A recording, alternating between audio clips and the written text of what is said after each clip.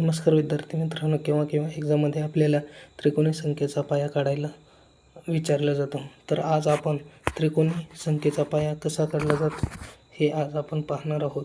तर मित्रांनो, सर्वप्रथम 15 या त्रिकोणी संख्येचा पाया विचारला आहे, म्हणून 15 या संख्येची दुप्पट करावी. 15 या संख्येची दुप्पट आलेली आहे 30, आणि त्यामुळे 30च्या अगोदरची पूर्ण वर्गसंख्या घ्यावी.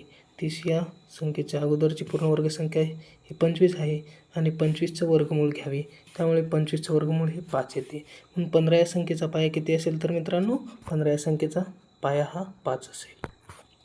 तसेच मित्रांनो, 28 या त्रिकोणी संख्येचा पाया किती हा क्वेश्चन विचारलेला आहे.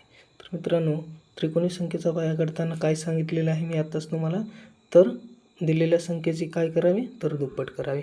28 या संख्येची दुप्पट किती आलेली आहे तर 56 आलेली आहे. 56च्या अगोदरची पूर्ण वर्गसंख्या कोणती आहे मित्रांनो तर 49, आणि 49चं वर्गमूळ काय आहे तर 7.